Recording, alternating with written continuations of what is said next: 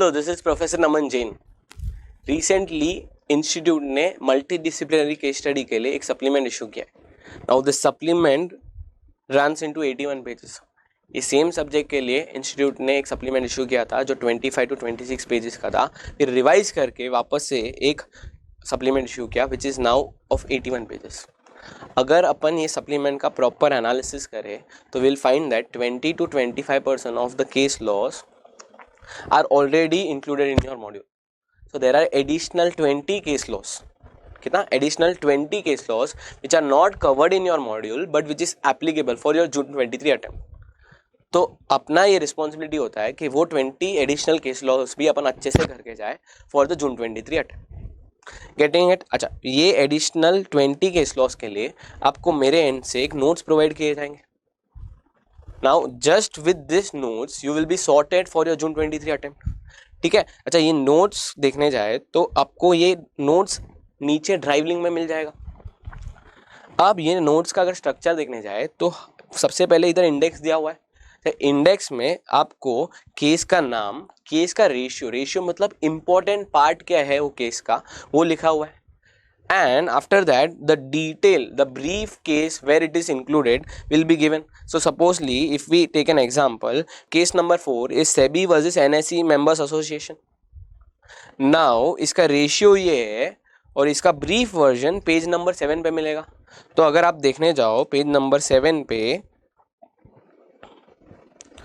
तो यहाँ पे देखो SEBI versus NSE members association, यहाँ पे आपको केस के फैक्ट्स क्या है, केस के इशू क्या है, केस का डिसीजन क्या है, वो इन एंड आउट मिल जाएगा। Are you getting how this notes are structure? Now I would highly request you that सबसे पहले आप ये इंडेक्स का प्रिंट लो and after that only watch this amendment lecture. Are you getting it? सबसे पहले आपको इसका प्रिंट लेना है and after that watch the amendment lecture. Now how to proceed with this lecture? तो सबसे पहले मैं तुमको एक एक केस स्टडी समझाएगा। मेरा एक केस स्टडी एक्सप्लेन करके हो जाए, उसके बाद आपको पॉज करके उसका ब्रीफ वर्जन जो भी पेज पे लिखा हुआ है वो रीड करना। So this is how you will be sorted for the June 23 additional case studies in the subject of multidisciplinary case studies. Getting it? So without wasting any further time, let's get started. सबसे पहले है case 1 which is Ravindra Bajpayee versus Mangalore SEZ Limited. Now we know that government forms SEZ in order to promote exports. Government क्या करता है कि ये एक land है, उसको बोलता है कि ये लैंड को हम SEZ डिक्लेयर कर देंगे। SEZ में जो भी यूनिट्स काम करते हैं उनको बहुत ड्यूटी एग्जेम्पशंस मिलते हैं, बहुत टैक्स बेनिफिट्स मिलता है in order to promote exports. तो ये लैंड को डेवलप करने का काम गवर्नमेंट ने दिया MSEZ limited, that is Mangalore special economic zone limited. अब MSEZL को अगर ये लैंड डेवलप करना है तो उन्होंने सोचा हमको इधर वाटर प्रोवाइड करना पड़ेगा, इलेक्ट्रिसिटी प्रोवाइड करना पड़ेगा। So therefore they thought that they will construct a water pipeline. अच्छा, ये water pipeline was going through one land which belonged to Rabindranath. चाहे रविंद्रनाथ के लैंड से वो लोग ने पाइपलाइन डाली थी without even asking Ravindranath. Ravindranath was aggrieved by this। तो रविंद्रनाथ ने क्रिमिनल कोर्ट में कंप्लेन फाइल किया against Mangalore SEZ limited and others. ये अदर्स में इसने chairman, managing director, executive director, general manager, planner सबके अगेंस्ट कंप्लेन फाइल कर दिया और कंप्लेन में लिखा कि ये लोग ने क्रिमिनल ट्रेसपास किया है, ये लोग ने क्रिमिनल ब्रीच ऑफ ट्रस्ट किया है, ये लोग ने चीटिंग किया है इंडियन पिनल कोड के अंडर। तो बहुत हैवी चार्जेस लगाए against the company as well as the directors and all. तो क्रिमिनल कोर्ट ने ये directors as well as company के अगेंस्ट समन इशू किया। Summons chairman, managing director, executive director, general manager, planner सबके against issue कर दिया था। तो ये जो चेयरमैन, मैनेजिंग डायरेक्टर है, ये लोग ने ये जो समन इशू किया था उसको चैलेंज किया before the high court and they told that कि कंपनी के एक्ट के लिए the summons which are issued to the chairman, managing director, executive director is wrong, is not justified. तो हाई कोर्ट ने इनके फेवर में order दिया। Rabindranath was not happy with this and therefore he appealed to the Supreme Court. अब Supreme court के पास the main question of law is कि क्या क्रिमिनल मैटर्स में managing director, executive director, planner सबके अगेंस्ट समन इशू कर सकते हैं?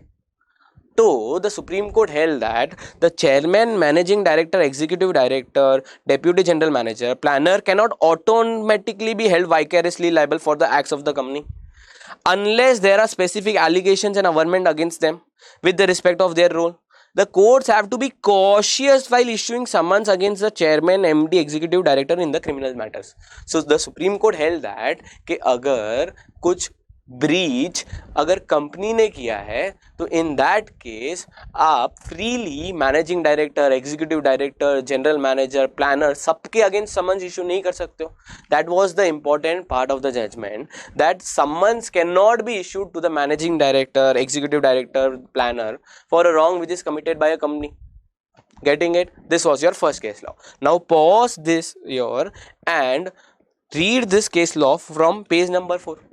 Getting it? If I repeat it again, crux ये है कि ये केस लॉ में सुप्रीम कोर्ट के पास इशू था कि क्या क्रिमिनल मैटर्स में समन कंपनी के साथ managing director, executive director, planners के अगेंस्ट इशू कर सकते हैं कि नहीं. तो सुप्रीम कोर्ट ने बोला कि नहीं, summons can not be issued to managing directors, planners. Managing directors, planner can not be vicariously liable for the acts of the company.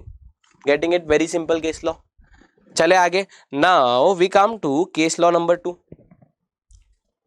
Case law number 2 बोलता है Devas multimedia private limited versus Antariksh corporation limited. Now this particular case law is with respect to section 271 subsection C of your companies act 2013. अगर 271 तुमको याद है तो it is a winding up section which use to say that अगर central government या ROC ने application file किया tribunal को और ट्राइब्यूनल के ऊपर ओपिनियन में अगर कंपनी फ्रॉडुलेंट बिजनेस कर रही है और इस form for a fraudulent purpose, या तो जो मैनेजमेंट इन्वॉल्व है, जो प्रमोटर्स है, वो लोग अगर फ्रॉड कर रहे हैं, in that case the tribunal has the right to wind up. अब एक केस पहुंचा सुप्रीम कोर्ट तक जहाँ पे ये अंतरिक्ष कॉर्पोरेशन लिमिटेड है ना, उन्होंने वाइंडिंग अप पेटिशन फाइल किया था against Dewas multimedia private limited for the fraud which was committed by them. अब अगर 271 सबसेक्शन सी देखे तो उसमें लिखा है या तो सेंट्रल गवर्नमेंट या तो आरओसी अप्रोच कर सकता है. अब the question of law that was before the supreme court कि क्या the central government word includes a corporate entity which is wholly owned by the central government. इधर मेन जो ये Dewas multi media private limited था, उनका argument यही था कि 271C में या तो सेंट्रल गवर्नमेंट फाइल कर सकता है एप्लीकेशन या आरओसी, बट ये तो एक company Antrix corporation limited. But supreme court ने बोला ये Antrix corporation limited is a company which is wholly owned by central government, so they also have a right to file a application for winding up under section 271 subsection C of the Companies Act 2013. Getting it? तो क्या इसका ratio क्या है? Corporate entity wholly owned by the government of India has a right to apply to the tribunal under section 271 subsection C of the Companies Act for winding up on the grounds of fraud. तो यहाँ पे main part या तो main ratio of the judgment was कि जो 271C में central government लिखा हुआ ना कि central government can file an application for winding up, that central government also includes a corporate entity which is होल्डली owned by the central government. Getting it? Crux समझा? तो अब पॉज करो यहाँ पे एंड केस लॉ 2 अच्छे से brief में पेज नंबर 5 से पढ़ लो. You will be all sorted for this case law. Getting it? समझ रहे हैं? चलो आगे जाएंगे तो अपन केस लॉ नंबर 3 पे आते हैं. चलो now let's understand case number 3. ठीक, केस नंबर 3 समझने के लिए section 203 subsection 3 of companies act 2013 जानना जरूरी है. तो सेक्शन 203 सबसेक्शन 3 बोलता है कि a person can not be appointed as a key managerial person of more than one company. तो the CFO is also included in key managerial person. तो law बोलता है कि a person can not act as a CFO of more than one company. अब ये case में होता क्या है कि रोज इन्वेस्टमेंट जो इधर रेस्पोंडेंट है और हैमलिन ट्रस्ट जो अपीलेंट है, वो लोग एक जॉइंट वेंचर कंपनी बनाते हैं. Now in this JV joint venture company they make an article of association, और आर्टिकल ऑफ एसोसिएशन में लिखा हुआ रहता है कि Rose investment has the right to nominate the CFOs, और AOA बोलता है कि रोज इन्वेस्टमेंट एक CFO को नॉमिनेट करेगा. सो फर्स्ट CFO को जो नॉमिनेट करेगा, हैमलिन ट्रस्ट के पास ऑप्शन है आइदर अप्रूव इट और रिजेक्ट इट. अगर रिजेक्ट किया तो सेकेंड CFO को नॉमिनेट करेगा. Hamlin again has an opportunity either accept it और रिजेक्ट इट. अगर second nomination is also rejected, so in that case the article of association says that the third nomination which is done by the Rose Investment shall be compulsorily accepted by the Hamlin Trust. Are you getting it? Again the AOA का clause बोलता है कि first दो nomination के time option है Hamelin trust के पास either accept the CFO और reject the CFO, but third time उनको कंपल्सरी जो भी नॉमिनेट कर रहा है रोज इन्वेस्टमेंट उसको अपॉइंट करना पड़ेगा. रोज इन्वेस्टमेंट ने एक्चुअली एक CFO को अपॉइंट किया. हैमलिन ट्रस्ट ने बोला कि नहीं हमको ये CFO नहीं चलेगा. फिर उन्होंने सेकेंड जन को नॉमिनेट किया तो उसको भी हैमलिन ट्रस्ट ने बोला कि हमको ये भी नहीं चलेगा. तो फिर रोज इन्वेस्टमेंट गया NCLT और बोला as per article of association third जो भी नॉमिनेशन रहेगा उसको कंपल्सरीली CFO अपॉइंट करना ही पड़ेगा. And that is the reason we want to appoint mister Kiran as the CFO of the company. तो NCLT ने एक्चुअली रोज इन्वेस्टमेंट के फेवर में ऑर्डर भी दे दिया कि रोज इन्वेस्टमेंट का अभी जो CFO नॉमिनेट किया हुआ है that will be the CFO of the joint venture company. अब Hamlin trust was aggrieve by the order of NCLT, so he appeal before NCLAT. अच्छा, एनक्लैड में हैमलिन ट्रस्ट का मेन आर्ग्यूमेंट था कि ये जो दो फर्स्ट नॉमिनेशन किया था रोज इन्वेस्टमेंट ने, the first two nominations were not eligible under Companies act 2013. मतलब वो लोग ने ऐसे CFO को नॉमिनेट किया था जो ऑलरेडी कोई कंपनी के CFO थे. So the argument of Hamlin trust was that the first two nominations were not valid and therefore the appointment of mister Kiran by NCLT as a CFO was wrong and they requested NCLAT to set aside that order. तो NCLAT ने order में बोला कि section 203 subsection 3 which states that a person cannot act as a KMP of more than one company is applicable for CFOs to be appointed in the private companies as well. The order of NCLT appointing a director was set aside. तो in this case what happened कि जो रोज investment था उनका argument था कि section 203 हमको applicable ही नहीं है क्योंकि हम प्राइवेट कंपनी है. तो एनक्लैट ने बोला section 203 subsection 3 is also applicable for private companies and therefore जो फर्स्ट टू नॉमिनेशंस थे वो इनएलिजिबल थे and therefore NCLT appointing mister Kiran as the CFO was wrong and therefore they set aside the order of NCLT. Getting it? तो अगर crux देखने जाए तो इधर लिखा हुआ है कि जो सेक्शन 203 सबसेक्शन 3 है जो बोलता है कि a person can not be a CFO in more than one company is also applicable to the private companies. Getting it? चलो अभी इधर पॉज करके पेज नंबर 6 से केस 3 पढ़ लो. चलो now let's do case number 4. अगर देखने जाओ तो case number 4 is included in your securities law chapter. ठीक है, केस नंबर 4 का अगर नाम देखें तो SEBI versus NSE members association. तो इधर क्या होता है कि सब स्टॉक ब्रोकर का एक एसोसिएशन रहता है जिसको अपन बोलते हैं NSE members association.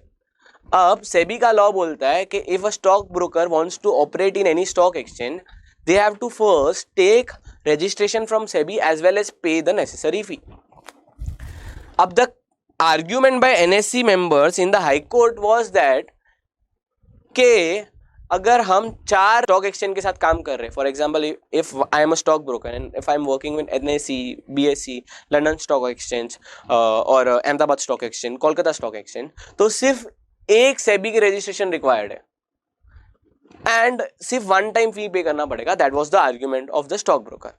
But SEBI का आर्ग्यूमेंट था कि आप जितने भी स्टॉक एक्सचेंज के साथ काम कर रहे हैं उस हर स्टॉक एक्सचेंज के लिए आपको रजिस्ट्रेशन एज वेल एज फी पे करना पड़ेगा.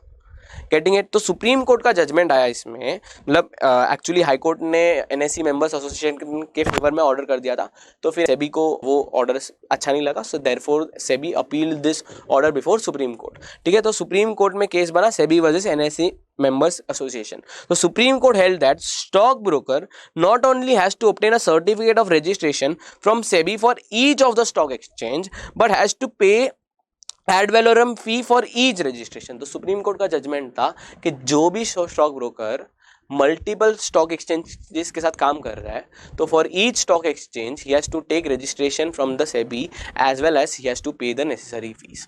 Getting it? अगर क्रक्स देखने जाए कि एक स्टॉक ब्रोकर अगर तीन स्टॉक एक्सचेंज में काम कर रहा है, तो for all those 3 stock exchanges he has to take a separate registration as well as pay a separate fees. Getting it? समझ रहा है? चलो आप इधर पॉज करके आप केस नंबर 4 पढ़ लो फ्रॉम पेज नंबर 7। ठीक है, cool. Now let us move on case number 5 which is in your insolvency law chapter. अच्छा, केस का नाम क्या है? टीसीएस वर्सेस विशाल गिसुलाल जैन। ठीक है, ये केस में बेसिकली होता क्या है, टीसीएस एक कॉर्पोरेट डेटर है। ये कॉर्पोरेट डेटर बेसिकली एक प्रेमाइस ओन करता है जिसमें laptops as well as computers है, and TCS we know is involve in the business of conducting exams. तो टीसीएस ने कॉर्पोरेट डेटर को पूछा कि क्या तुम्हारा प्रेमाइसिस हम as a exam centre use कर सकते हैं। So corporate debtor agreed, and therefore they formed a proper agreement whereby TCS was going to avail the services of corporate debtor. Now, after some time, corporate debtor went into CIRP. After going into CIRP, Vishal Jain was appointed as the resolution professional. अब हुआ क्या, TCS was not happy with the services which was provided by the corporate debtor. वो लोग premises पे proper AC नहीं चला रहे थे, पानी प्रोवाइड नहीं कर रहे थे, इसके लिए TCS was not happy. Corporate debtor के अगेंस्ट सीआईआरपी चल रहा था, तब टीसीएस ने एक टर्मिनेशन नोटिस भेजा कॉर्पोरेट डेटर को। The TCS intended to terminate the agreement which they had entered into with the corporate debtor. चाहे ये टर्मिनेशन नोटिस रेजोल्यूशन प्रोफेशनल को अच्छा नहीं लगा, and resolution professional challenge this termination notice before NCLT. NCLT in its residuary jurisdiction put a stay on the termination notice. Now TCS was aggrieved by the order of NCLT. TCS appealed this matter to NCLAT. NCLAT also upheld the order of the NCLT. So TCS appealed before the Supreme Court. Now the main issue before the Supreme Court is that whether NCLT has the right to determine the commercial disputes and put a stay on the termination notice. This was the main question of law. देख, supreme court में जब case आया था, supreme court को TCS बोल रहा था कि एनसीएलटी के पास राइट ही नहीं है टर्मिनेशन नोटिस को स्टे करने का, because this is a commercial dispute and a commercial dispute is heard in civil court and not NCLT. Now Vishal Jain's argument was that since the company is in CIRP and moratorium is applicable, the TCS should not be allowed to give a termination notice and terminate the agreement. That was the case of RP, and उसके basis पे उसको stay मिल गया था in NCLT as well as NCLAT. Now the matter is before the Supreme Court. The Supreme Court held that NCLT cannot exercise its residuary jurisdiction under section 60 subsection 5 of the IBC to adjudicate upon the contractual dispute between the parties and cannot provide ad interim stay on the termination of any agreement. So here the Supreme Court held that NCLT has no jurisdiction to put a stay on a termination notice because that is a commercial dispute. Now if you want to know the crux ये है कि NCLT या NCLAT cannot exercise their jurisdiction and decide a commercial matter. Commercial disputes जो भी है वो civil court के पास ही जाएंगे. NCLT and NCLAT do not have any right to put a stay on a termination notice even during a CIRP. Getting it? समझ रहा है? Now pause here and read this case law from page number 8. Now let's move on case number 6. The name of the case is National Spot Exchange Limited versus Anil Kohli, the resolution professional for Dunar Foods Limited. अच्छा, ये case में होता क्या है, basically NCLT national spot exchange limited के against एक order देती है and national spot exchange limited is aggrieved by that order. Now section 61 subsection 2 of your insolvency bankruptcy code says that if you want to appeal before NCLAT, then you have to appeal within 30 days. If you are not appealing within 30 days, you have to put an application for condonation of delay, and maximum the NCLAT has the right to condone the delay for 15 days. अच्छा, ये case में क्या हुआ, national spot exchange limited के against order pass हुआ. They were aggrieved by the order. They did not appeal within 30 days. and after 30 days also there was a delay of 44 days. Now when they were asking to condone a delay of 44 days, NCLAT rejected that appeal, saying that we do not have the power under the law to condone a delay of 44 days. So National Spot Exchange Limited was aggrieved by the order of NCLAT, and therefore they appealed to the Supreme Court. अच्छा, supreme court में appeal करके उनका एक ही main relief या तो एक ही main prayer था कि Supreme Court please use your extraordinary powers and condone the delay of 44 days. तो supreme Court told that if the law has clearly prescribed, neither the NCLT nor the NCLAT can condone the delay exceeding 15 days, and in the present case it was 44 days.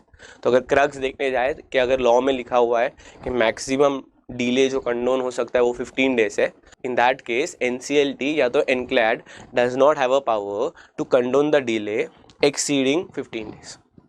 Getting it? समझ रहा है? चलो, now pause here from page number 9. Let's start case number 7. Now in case number 7, basically Noida is a industrial development authority. It has provided a land on lease to a corporate debtor. Now the agreement says that the corporate debtor has to pay a monthly rent. Now this corporate debtor goes in CIRP. When it goes in CIRP, Noida files a claim before the resolution professional as an operational creditor. The claim is also accepted. After some time, Noida again files a claim, and now they are claiming that they are not an operational creditor and they are a financial creditor. In this case, the main dispute is Noida wants its amount to be recovered from the corporate debtor to be included as a financial debt, and the resolution professional of the corporate debtor thinks that the Noida's debt is an operational debt and therefore they should be classified as an operational creditor. Now you should understand that why this particular dispute is happening, because every creditor would like its debt to be included in a financial debt rather than operational debt, because financial creditors are given preference in IBC, they are given voting rights. Did you understand the issue in case number 7, where basically Noida is saying that my debt is a financial debt and the resolution professional is saying that your debt is an operational debt. Now this matter was heard before the Supreme Court. Supreme Court analyzed the definition of financial debt, which said that financial debt means a debt including interest, which also includes any liability with respect to lease or a hire purchase contract, provided that such a lease is classified as a capital lease or a financial lease as per Indian accounting standard. So if your liability with respect to lease is to be included in a financial debt, then your lease has to be classified as a capital lease or a financial lease as per Ind AS. Now, when Supreme Court analyzed the definition, it found that Noida's transaction was very simple, where Noida had given a land to corporate debtor on lease, and every year a lease rent is to be paid by the corporate debtor to the Noida. There was no amount which was raised by the corporate debtor from Noida, and in that case it was a normal lease and not a capital or a financial lease, and therefore the Supreme Court held that Noida, who has granted a lease of lot in favor of the corporate debtor, is not a financial creditor. So Supreme Court finally held that Noida is not a financial creditor and it is an operational creditor. Understood? Crux यही था कि नोएडा बोल रहा था कि मेरा debt financial debt है, resolution professional बोल रहा था नहीं, your debt is an operational date.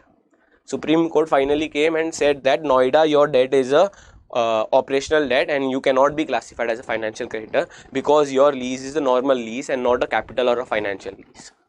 Getting it? समझ रहे? चलो, now pause here and read from page number 10. Now when we come to case number 8, case number 8's name is basically Sundaresh Bhatt, liquidator of the ABG shipyard versus Central Board of Indirect Tax and Custom. तो ये basically इसमें अगर एक part देखोगे तो एक part में वो लोग ने डिस्कस किया है stages of CIRP, which you already know. Now there is one more part which is important, that if there is any conflict between the insolvency and bankruptcy code and customs act, then IBC will prevail. ये case में हो क्या रहा था, CBIDT बोल रहा था कि we will have the right to take actions under customs act during the moratorium also when the company is under CIRP. Now this particular claim was rejected by the liquidator. Basically, the insolvency professional is saying that during processes under IBC, the Custom Act has no effect. In short, the claim was that IBC will prevail over Custom Act, and Supreme Court also gave the same judgment that if there is any conflict between IBC and Custom Act, IBC will prevail.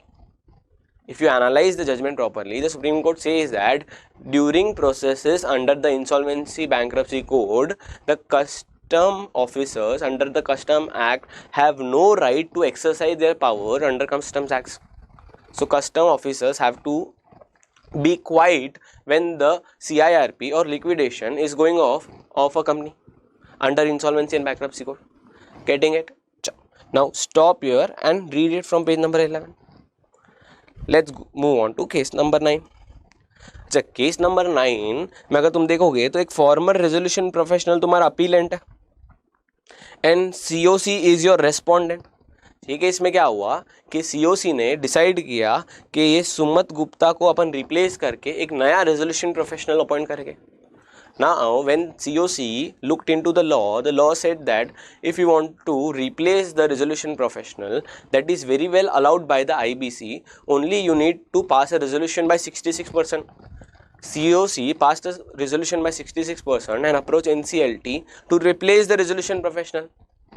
Now the resolution professional challenged this replacement on the grounds that he was not given any notice, neither he was given any opportunity of being heard. तो अगर देखने जाए तो main argument from the former resolution professional is that कि मेरे को निकाल तो दिया but without giving any opportunity of being heard. NCLT told that the law does not prescribe any provision wherein an opportunity of being heard is required to be given to the former resolution professional, and therefore NCLT appointed the new resolution professional. Now the former resolution professional was aggrieved by the order of NCLT and therefore he appealed to NCLAT. So NCLAT के पास भी question of law same है कि क्या अगर एक farmer resolution professional को replace करके एक नए रेजोल्यूशन प्रोफेशनल को अपन अपॉइंट कर रहे हैं तो क्या इन that case an opportunity of being heard or a notice is required to be given to the former resolution professional, to which the judgment of NCLAT says that no opportunity of hearing to the resolution professional be given by the adjudicating authority before approving the proposal of a new resolution professional. So here the NCLAT held that no opportunity is required to be given to the former resolution professional if the COC complies with the provisions of the Insolvency and Bankruptcy Code, that is they pass a resolution by 66%. So the law simply says that if you want to replace a resolution professional, you can by passing a resolution by 66%. So if COC has done that, they do not need to do anything further and they are not obligated to provide an opportunity of being heard to the former resolution professional. That is the judgment of NCLAT. ठीक है, crux यही है कि अगर नया resolution professional appoint कर रहे हो या तो तुम रिप्लेस कर रहे हो एक रेजोल्यूशन प्रोफेशनल को, in that case no notice और opportunity of being heard is required to be given to the old resolution professional. The only requirement under law is to pass a resolution by 66% and that shall be passed by the COC. Getting it done. चलो इधर pause करके page number 11 से case number 9 भी पढ़ लो. Now let's move on to case number 10 which basically talks about your competition law. अच्छा, competition law का first case है eastern railway Kolkata versus Chandra brothers and others. ये केस में होता क्या है, eastern railway Kolkata being a government entity, वो लोग ने एक टेंडर इशू किया कि we need some bearing is a product which is used in railways. तो उन्होंने टेंडर इशू किया तो Chandra brothers and other there are small firms which applied to the tender, and when eastern railway looked at their bids, They were shocked that every player who has applied to this tender has submitted an identical bid. तो eastern railway ने ये information दी CCI को कि Chandra brothers and others are involved in cartelisation and therefore they have contravened Competition Act 2002, and therefore the Eastern Railway Kolkata, which is an informant in this case, they prayed to CCI to take action against the Chandra brothers and others. जब CCI ने investigate किया तब पता चला कि yes, Chandra brothers and others were involved in cartelization, which is in contravention of Competition Act 2002. Now the problem here is CCI ने investigate किया, CCI ने बोल भी दिया कि हाँ कंपटीशन लॉ कॉन्ट्राविन हुआ है, बट सीसीआई ने कोई भी पेनल्टी इंपोज नहीं किया, सिर्फ एक डायरेक्शन दिया कि आगे से आप ये सब एक्ट्स में इंडल्ज मत करना. Are you getting it? अगर if you want to know what is the main crux of this case, तो यहाँ पे सीसीआई ने इन्वेस्टिगेट करने के बाद ये फाइंड आउट तो कर लिया कि ये जो चंद्रा ब्रदर्स एंड अदर्स है, they are involved in contravening the Competition Act, but they did not impose any penalty because all these people were small MSMEs, and small MSMEs were already facing a lot of problem due to the pandemic. So owing to the circumstances, owing to the situations which were faced by the MSMEs, the CCI told that they were contravening the Competition Act, but no penalty is imposed because small MSMEs are already facing acute problems due to the pandemic. Getting it? तो judgment देखोगे तो judgment लिखा हुआ है, CCI did not impose penalty on the opposite parties who were small SMEs who are already under stress and bearing the impact of economic situation arising from the outbreak of the pandemic. So here the main judgment of the CCI was that we found that there is a contravention of Competition Act 2002, but the contravention is done by small MSMEs who are already facing a lot of issues due to the pandemic, and therefore we are not imposing any penalty. तो crux ये है कि अगर कभी CCI को पता चला कि आपने contravene किया है but you are not in the position to pay penalty, so the CCI has the right to not impose penalty on you, and they will just give direction that do not indulge into such practice in future. Getting it? समझ रहे हैं? चलो, now pause here and read from page number 12. Cool. Let's now move on case number 11. Case number 11 basically is about your Maruti Suzuki India Limited. Maruti Suzuki India limited ने एक discount control policy निकाला. ये discount control policy बोलता है कि the dealers other than the dealers in Mumbai and Goa can not give discount more than what is prescribed by Maruti Suzuki India limited. तो basically इसको अपन बोलते हैं रीसेल प्राइस मेंटेनेंस, जहाँ पे Maruti Suzuki except for the dealers in Mumbai and Goa बाकी सब dealers को बोल रहे थे कि इससे ज्यादा डिस्काउंट आप लोग दे ही नहीं सकते हो. Now some dealer give an information to CCI that this policy of Maruti Suzuki is contravening competition act. Maruti Suzuki India limited के अगेंस्ट सीसीआई ने एक इन्वेस्टिगेशन किया. इन्वेस्टिगेशन में ये पाया गया कि Maruti Suzuki holds more than 50% of the market share. अब अगर आप एक डीलर को अलाउ करते हो to give more discount, and if you are not allowing one dealer to give more discount, then in that case what happens is the dealer who is not allowed to give more discount is restricted to compete.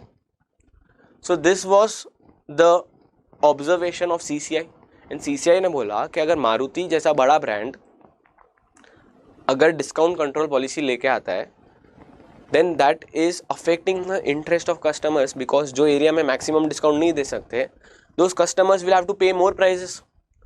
Customers will not get the advantage of the competitive pressure, and that is the reason the CCI held that the discount control policy of Maruti Suzuki Limited is in contravention of the provision of section 3, and hence a penalty of 200 crore is imposed.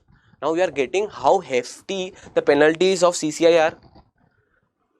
Maruti Suzuki ने जब CCI के directions comply नहीं किए तो CCI ने Maruti Suzuki against 200 crore का penalty impose किया. Now 200 crore is a huge amount. Getting it. ये केस में सिंपली वही हो रहा है कि मारुति सुजुकी ने एक डिस्काउंट कंट्रोल पॉलिसी निकाला। डिस्काउंट कंट्रोल पॉलिसी में थोड़े डीलर्स को अलाउ किया that you can give discount. The dealers of Mumbai and Goa were given freedom that you can give any discount whatever you want, but other than Mumbai and Goa dealers were given restriction के तुम इससे ज़्यादा discount दे ही नहीं सकते हो। तो एक डीलर ने इन्फॉर्मेशन दिया CCI को कि ये गलत है, this is against the competition act. And when the CCI investigated into this matter, the CCI held that the practice or the discount control policy of Maruti Suzuki is in contravention of Competition Act, and therefore a penalty of 200 crore was imposed on Maruti Suzuki India Limited. Getting it? Now pause here and read case number 13. Let's move on to case number 12. So case number 12 basically says about your Grasim industries limited. अच्छा, ये Grasim industries limited एक special type का fibre manufacture करता था which is known as VSF। Now this fibre is an important raw material for this people, ठीक है। Now what happens is Grasim industries limited ये 3 लोग को तो प्रॉपरली ये फाइबर सप्लाई कर रहा था, एंड ग्रासिम इंडस्ट्रीज लिमिटेड के पास ये VSF जो फाइबर है ना, स्पेशल फाइबर, उसका 80 to 85% मार्केट शेयर था।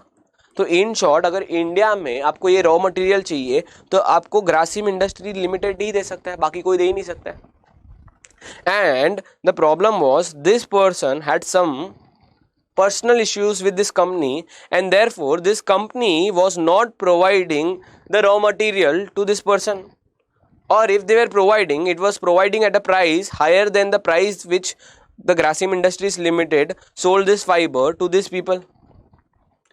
Now one informant, this person filed an information with CCI that Grasim Industries Limited is abusing the dominance. तो CCI ने ये मैटर इन्वेस्टिगेट किया। अच्छा, मेन चीज यहाँ पे था कि एक डोमिनेंट सप्लायर है, डोमिनेंट सप्लायर उसके हर बायर को इक्वली ट्रीट नहीं कर रहा है, हर कस्टमर को इक्वली ट्रीट नहीं कर रहा है। इन तीनों को प्रॉपर प्राइस पे जो फाइबर दे रहा है, एंड इन तीनों का धंधा बराबर चल रहा है, बट इसको या तो दे ही नहीं रहा है या तो दे रहा है तो ऐसे प्राइस पे दे रहा है थ्रू विच इसका जो भी फाइनल आउटपुट रहेगा he will not be able to compete with this 3 people. So this was the main case, and he informed CCI that this Grasim Industries Limited is contravening the Competition Act 2002. CCI ने जब investigate किया, CCI ने ये conclude किया कि Grasim industries limited के पास 80 to 85% of market share है, so it is undisputed that they have a dominance in the market. Now what they had to prove, what they have to find out whether the dominance was abused or not. So the CCI held that the opposite party being a dominant entity manufacturing and supplying an indispensable input or raw material to downstream domestic spinner is entrusted with a special responsibility not to discriminate among its buyers. तो सबसे पहला part बोलता है judgement का कि opposite party Grasim industries limited, you are a dominant player and you manufacture a very important raw material for this people and therefore you can not discriminate amongst your buyers. तो ये 4 buyers में आप discrimination नहीं कर सकते हो। Second बोलता है रेफ्यूजल to supply the fiber to informant number 2 is owing to a commercial dispute and the same is not a competition law matter, is devoid of merit and is misconceived. तो ये Grasim industries limited का CCI में argument था कि अगर मैं इसको ये फाइबर नहीं दे रहा हूँ तो that is a commercial matter and competition commission has no jurisdiction to it. तो ये जो आर्ग्यूमेंट था this was declared as devoid of merit, मतलब CCI ने बोला कि आपका ये आर्ग्यूमेंट बराबर नहीं है। And further, the CCI directed the opposite party to cease and desist from indulging in such practices which have been found in contravention of provision of the act. तो CCI ने बोला कि ये जो आप कर रहे हो that is known as abuse of dominance and that is in contravention of section 4 of the Competition Act 2002 and therefore the CCI gave a direction that Grasim Industries Limited you should cease yourself from doing such act. Getting it? अच्छा, ये case में main क्या हो रहा था कि एक dominant supplier था, डोमिनेंट सप्लायर अपने थोड़े बायर्स को तो बराबर प्राइस पे अपना रॉ मटेरियल प्रोवाइड कर रहा था, बट एक बायर के साथ उसका कुछ डिस्प्यूट रहेगा तो उसको रॉ मटेरियल प्रोवाइड ही नहीं कर रहा था, या तो रॉ मटेरियल प्रोवाइड कर रहा था तो at a very higher price as compared to others. Now that person filed a information with the CCI. CCI ने इन्वेस्टिगेट किया और पाया कि ये पर्टिकुलर कंपनी के पास डोमिनेंस है, that is undisputed. Now the CCI had to conclude if they have abuse the dominance. तो CCI ने बोला कि अगर आप एक सप्लायर हो जिसके पास डोमिनेंस है एंड आप एक इंपॉर्टेंट रॉ मटेरियल मैन्युफैक्चर कर रहे हो, then you have to treat all your buyers equally and therefore the actions which were done by Grasim industries limited were in contravention of CCI and therefore CCI issued a direction that you should not do such act Grasim Industries Limited. Getting it? समझ रहे हैं? Now pause here and read from page number 14. Now case number 13. ठीक है, case number 13 में basically अगर देखने जाओ तो रेस्पोंडेंट के साइड है state of Mizoram. State of Mizoram एक टेंडर इशू करता है in order to appoint selling agents for selling it state lottery. ये लोग ने टेंडर इशू किया, लोगों ने बिड भरा and they were about to finalise which bids they are going to accept. तो एक जन इन्फॉर्मेशन फाइल करता है CCI में कि ये टेंडरिंग प्रोसेस में बिड रिगिंग हुई, which is in contravention of competition act 2002. तो CCI started investigating against the tender which was issued by state of Mizoram. Now state of Mizoram appealed or filed a writ petition before the High Court saying that we are a state and we have issued this tender for selling the state lotteries. So using that state shield, they put an argument before the High Court that CCI has no jurisdiction to investigate into a tender which is issued by the state of Mizoram. उनका basic argument यही था कि हम state है तो state के against CCI investigate नहीं कर सकते. हाई कोर्ट ने एक्चुअली मिजोरम के फेवर में ऑर्डर दे दिया, स्टेट ऑफ मिजोरम के. Now CCI was aggrieved by this order and therefore they appealed to the Supreme Court. Supreme Court के पास भी केस है में कि क्या CCI के पास राइट है to investigate into a matter where somebody is alleging that bid rigging has happened in a tender which is issued by the state of Mizoram for state lotteries. So the Supreme Court held that CCI can investigate if there is a bid rigging in the tendering process for the appointment of selling agent for state lottery run by the state of Mizoram. Supreme Court basically gave the order in favor of CCI. The Supreme Court gave the order in favor of CCI and told that CCI has the right to investigate against the state of Mizoram if they have issued a tender and there is allegedly bid rigging in that tender for selling of the sale lotteries. Getting it? समझ रहे? तो case number 13 का basically यही है कि CCI has the right to investigate if there is a bid rigging in a tendering process by the state of Mizoram. Getting it? So though it is a state, the respondent is a state, the CCI has the right to investigate into the affairs and if there is any bid rigging, they also have the right to impose penalties though the other party is a state. समझ रहे? चलो. Now pause here and read it from page number 15. Let's move on to case number 14. Now, case number 14 is basically Consumer Unity and Trust Society versus PVR Limited and Inox Lizard Limited. So, if you know, recently PVR and Inox has merged. ये Consumer Unity and Trust Society basically ऐसी society है which looks after the welfare of the consumers. तो इन्होंने एक information दी CCI को कि अगर PVR और Inox merge हो गए so these people will be dominant player in the market and after being a dominant player they will abuse the dominance. So you should not allow this merger to happen is something which was put up by the informant. Now CCI started investigating against this merger.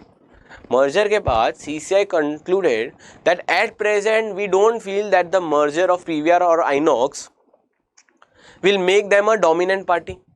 And in this case जब भी ये लोग ने information दिया था तब merger हुआ भी नहीं था एंड वो लोग ये इन्फॉर्मेंट एप्रीहेंड कर रहे थे कि जो मर्ज एंटिटी बनेगी वो डोमिनेंट प्लेयर रहेगी.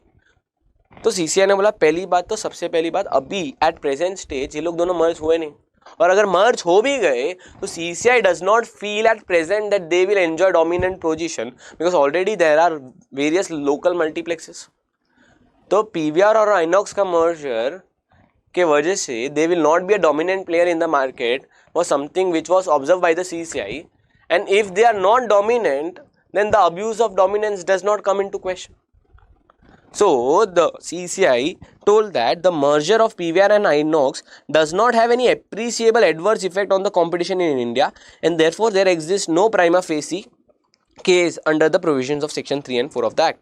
तो बेसिकली जो इन्फॉर्मेशन था कि ये मर्जर की वजह से there will be an appreciable adverse effect on the competition, there will be an abuse of dominance, those claims were rejected by the CCI, and CCI concluded that in this case we do not find that PVR and Inox are in a dominant position, neither would their merger have any appreciable adverse effect on the competition, and therefore no actions were taken against this merger. समझ रहा है? चलो, now case number 14 आराम से page number 16 से पढ़ लो. Now let's move on to case number 15. So case number 15 में बेसिकली क्या बोलता है कि central rail side warehouse company limited है ना, ये लोग ने एक टेंडर इशू किया, और इनको पर्टिकुलरली एक कमोडिटी परचेस करना था. तो टेंडर इशू किया और सबको बोला कि आप लोग बिड दो, एंड वो टेंडर में एक कंडीशन क्लियरली बोला कि if you are submitting a bid और if you are a bidder and there is a conflict of interest with you, then the company has the right to reject your bid. This Swastik Road Carrier also submitted a bid to Central Railside Warehouse Company Limited. Now their bid was rejected due to conflict of interest. Once the bid of Swastik Road Carrier was rejected, they filed an information with CCI that the practices of Central Railside Warehouse Company Limited is in contravention of Competition Act 2002. They are telling that they are not being fair and they are having an appreciable adverse effect on the competition. तो CCI ने जब investigate किया तो CCI ने बोला कि अगर एक कंपनी को कुछ पर्टिकुलरली परचेस करना है तो लोग टेंडर इशू कर सकते हैं, और टेंडर में ऐसे कंडीशंस रख सकते हैं कि अगर बाय चांस कोई बिडर ऐसा है जिसके साथ कंपनी का कॉन्फ्लिक्ट ऑफ इंटरेस्ट है तो उनका बिड रिजेक्ट हो जाएगा. And if such a condition is put, it is not in contravention of competition act 2002, and such a thing और such a terms and condition will not have any appreciable adverse effect on the competition in India. Getting it? So basically ये case में ये central rail side warehouse company limited को एक clean chit दे दिया और बोला कि अगर आपने अपने टेंडर में ऐसा कंडीशन रखा है कि कोई बिडर के साथ कॉन्फ्लिक्ट ऑफ इंटरेस्ट है तो उसका बिड आप रिजेक्ट कर दोगे, that particular terms and condition is valid and that is not in contravention of competition act 2002. Getting it? चलो, now let's read what CCI said. A procurer as the consumer can stipulate certain technical specifications, conditions, clauses in the tender document as per its requirement, which by themselves cannot be deemed anti-competitive if the same appears to be commercially justifiable. Thus, rejection of bid based due to the conflict of interest does not contravene the provision of Competition Act. So basically, CCI again held that कि अगर आपने tendering document में ऐसा लिखा है कि by chance कोई भी बिडर के साथ आपके कॉन्फ्लिक्ट ऑफ इंटरेस्ट है, then you have the right to reject that bid. So that particular terms and condition will not have any appreciable adverse effect, is not neither an anti-competitive agreement, and therefore whatever conditions which were put by this Central Railside Warehouse Company Limited in its tendering document were valid, and it is not in contravention of Competition Act 2002. समझ रहा है? चलो, now pause here and read this case from page number 17. चलो, let's move on. Case number 16. Case number 16 का नाम है Bhupesh Rathore versus Dayashankar Prasad. Now in this the Bhupesh Rathore is a managing director of a company. ठीक है, Bhupesh Rathore is a managing director of a company. Now this company has given loan to Dayashankar Prasad. अच्छा, loan दिया है तो repay भी करना चाहिए. तो रीपे करने के लिए दयाशंकर प्रसाद ने चेक्स इशू किए थे. कंपनी ने वो चेक बैंक में डिपॉजिट किया और चेक डिसऑनर हो गया. Since the cheque bounce, the Bhupesh Rathore gave a legal notice that pay our money as soon as possible. Then also Dayashankar Prasad did not pay the money, and therefore Bhupesh Rathod filed a case against Dayashankar Prasad and others under section 138 of your Negotiable Instrument Act. Basically cheque bouncing का एक criminal case file किया against Dayashankar प्रसाद. जब magistrate के सामने ये case था तो दयाशंकर प्रसाद ने एक आर्ग्यूमेंट लिया कि Bhupesh Rathore has no authority to file a case against me because I had issued checks to the company and the check issued to the company were dishonored. So Bhupesh Rathod has no right or no locus standi to file a criminal complaint against me under section 138 of your Negotiable Instrument Act 1881. Now, obviously, Bhupesh Rathod was aggrieved by this order and therefore he appealed to the High Court. High Court ne bhi same on the ground that Bhupesh Rathod has no locus standi to file a case against Dayasankar Prasad, acquitted Dayasankar Prasad and said that you are not liable or no penalty or no punishment was given to Dayasankar Prasad. तो ये matter पहुंच गया supreme court तो because Bhupesh Rathore was not happy with the order which was passed by the high court. Supreme court के पास main question of law ये है कि अगर कोई कंपनी को चेक इशू किया हुआ है एंड वो चेक बाउंस हो गया तो क्या on behalf of the company can managing director file a criminal complaint against that person who has given the check.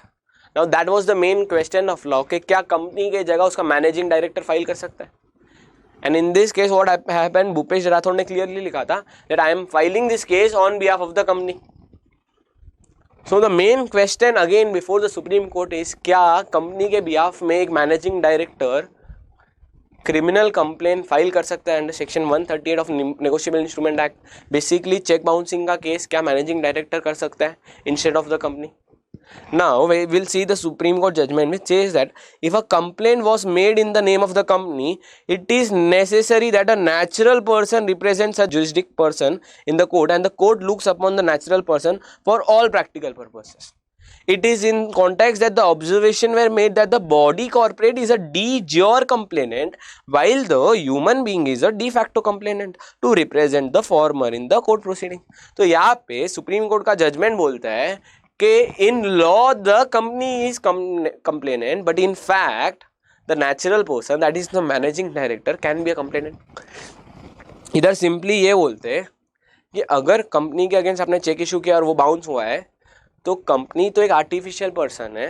So since a company is an artificial person, a natural person has a right to file a case on behalf of the company, and the Supreme Court held that the case, the criminal complaint which is filed by the managing director against this Dayasankar Prasad is very well valid because the managing director can file a criminal complaint or a case on behalf of the company.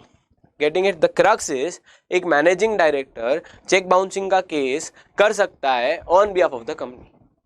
समझ रहा है? चलो now pause here and read case number 16. Let's move on to case number 17. So case number 17 is Mayan versus Mustafa and others. So Mayan basically is an employee and he is working with Mustafa. अब हुआ क्या, जब वो काम कर रहा था तब due to some accident he lost his one leg. Now we all know that Employee Compensation Act says that कि अगर कोई employee को इंजरी होती है during the course of employment then it is the employer's duty to pay compensation. तो मयन ने compensation commissioner Tiruchirappalli के इधर केस किया और एम्प्लॉयर से कंपेंसेशन मांगा because he loss is 1 lakh.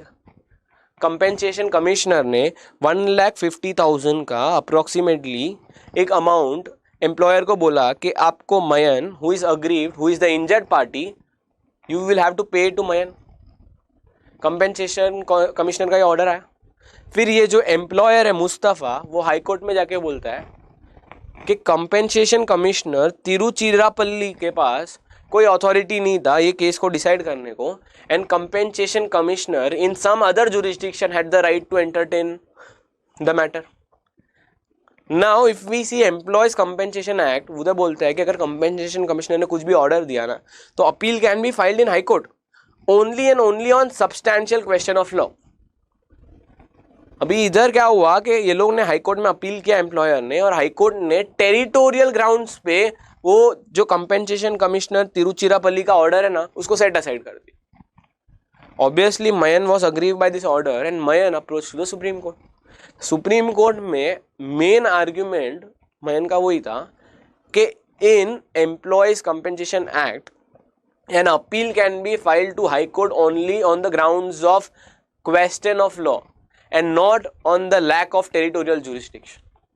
तो सुप्रीम कोर्ट ने बोला कि ऑलरेडी बेचारा Mayan has lost his one leg, and in that case high court was not right to issue an order that same proceeding before a compensation commissioner will go in some other jurisdiction.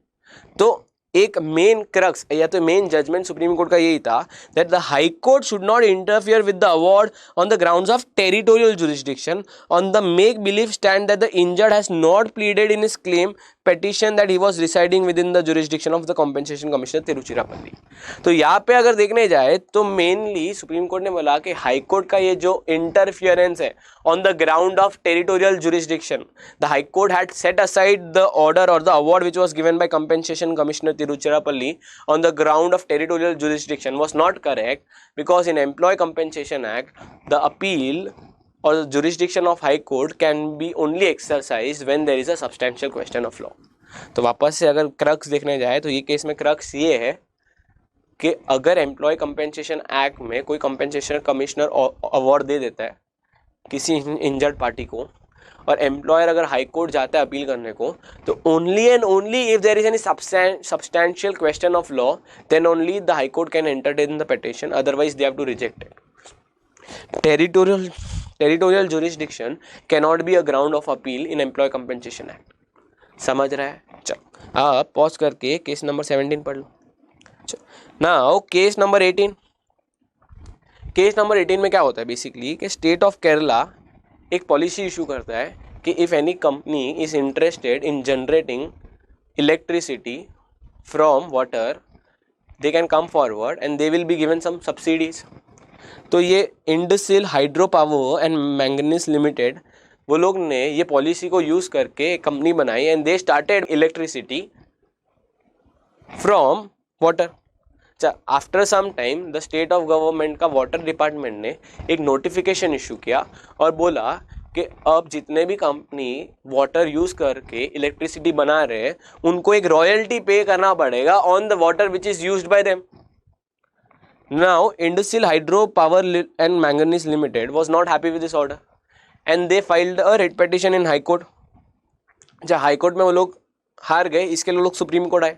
जब सुप्रीम court के पास main question of law क्या है कि क्या water department के पास राइट है to collect royalty on the water which is used by a company for generating electricity. तो industrial hydro power and manganese limited का आर्ग्यूमेंट है कि वाटर डिपार्टमेंट ये जो कर रहा है इसको बोलते हैं imposition of tax, and tax can not B imposed by water department. The jurisdiction of water department can not B exercised for imposing tax. That was there case कि ये वाटर डिपार्टमेंट के पास राइट ही नहीं है tax impose करने का. So in that case what supreme court said that charge of royalty on use of water for generating electricity can not be termed as tax. तो यहाँ पे सुप्रीम कोर्ट का जजमेंट बोलता है कि ये जो वाटर डिपार्टमेंट चार्ज कर रहा है royalty on using water on consumption of water that can not be termed as tax. So in short supreme court gave a judgement that Indsil hydro power limited as per the notification you will have to pay charge और you will have to pay royalty to the state of Kerala. Getting it? समझ रहा है पक्का? चलो now read this page number 20. Let's move on to case number 19. Here the appellant is authority for clarification and advance ruling. अच्छा, authority for clarification and advance ruling अगर तुमको customs act याद रहेगा तो वहाँ पे ऐसा एक अथॉरिटी होता है. If you have any doubt in the interpretation then you can like file an application with before this authority and ask for an interpretation. अच्छा, ये केस में क्या हुआ कि एक एग्जेम्पशन एंट्री था जहाँ पे लिखा था कि particular exemption will be provided to a commodity which is known as hank yarn. Now the authority for clarification and advance ruling they issued an order and said that this hang yarn only includes cotton hang yarn and not VSF hang yarn. समझ रहे? Clarification order issue करके ये लोग ने ये बोला कि ये वर्ड टर्म सिर्फ यूज किया hang can in the notification, it includes only cotton hang can and not VSF hang can. तो इसके अगेंस्ट हाई कोर्ट में एक जन ने अपील किया कि this interpretation of this clarification order of this authority for clarification and advance ruling is not proper. So High Court had set aside that clarification order. Obviously the authority was agreed and therefore they appealed to the Supreme Court. जब main case ये है कि क्या अगर एक exemption entry में सिर्फ word hang can use किया है तो क्या उसका मतलब है कि it includes only cotton hang can and not VSF hang can. That was the main question of law. And if we see na, so the High Court had taken that view on basis of the intention of the legislature, and they said that if the words are very clear, if the words used are only hang can, then in that case you cannot say that only cotton hang can is included and not VSF hang can. That was the judgment of the High Court. Supreme Court said that no external aid for interpretation can be employed when the exemption entry being clear and ambiguous. Thus the exemption for commodity hang can includes cotton hang can and VSF hang can both. तो supreme court ने भी high court के order को appeal किया और बोला कि अगर लॉ में सिर्फ 2 वर्ड यूज किया hang can, so you need not go to the external aid for interpretation of statute. So in short अगर सिर्फ 2 क्लियर वर्ड यूज किया hang can, that includes your cotton hang can as well as VSF hang can. Getting it? The main issue here is कि 2 word use किया hang can. अभी clarification order बोलता है ये hang can word सिर्फ includes cotton hang can. जब high court और supreme court के पास गया तो सुप्रीम कोर्ट और हाई कोर्ट ने बोला कि अगर वर्ड इतना सिंपल है तो अपने को बाकी किधर इंटरप्रिटेशन ऑफ स्टैच्यू के लिए जाने की जरूरत ही नहीं है. If the word use is only hang can, so definitely the hang can includes cotton hang can as well as VSF hang can and exemption shall be provided to cotton hang can as well as VSF hang can. समझ रहे हैं? चलो now pause here and read it from page number 21. Now last case law number 20. Case law number 20 basically is Gandhar Oil Refinery India Limited versus CT Oil Private Limited. तो ये case में कुछ नहीं हुआ है, सिर्फ रीजन दिया हुआ है तुम लोग को. तो अगर सप्लीमेंट भी देखो तो एक NCLT ने ऑर्डर पास किया और NCLT ने सिर्फ ऑर्डर में लिख लिया कि application dismissed. No reason was provided at all. So the person who was aggrieved he filed an appeal to NCLAT. NCLAT ने बोला कि NCLT, if you are giving any order, you have to specify the reasons why are you giving that order. So a decision without reason is like grass without a root. The requirement to record reason is one of the principles of natural justice. So here the NCLAT is holding that NCLT, you are obligated by principle of natural justice to provide the reasons of the orders which are passed by you. So एक order pass करने के time तुम blankly ऐसे नहीं लिख सकते हो सिर्फ application dismissed. Why is the application dismiss is also required to be specified in the order. Basically ये जजमेंट में यही बोला कि NCLT आप कोई भी ऑर्डर पास कर रहे हो तो उसको विद रीजन पास करो, विदाउट रीजन पास मत करो. समझ रहे? Now if we see that entire 20 case laws are done by us.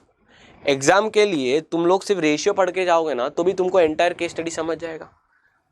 Getting it? चलो now I think I have covered all the 20 case laws. ठीक है, एग्जाम में सिर्फ ये 20 केस लॉ का रेशियो पढ़ के जाना and you will be all sorted for your subject multidisciplinary case study. Getting it? All the best to everyone.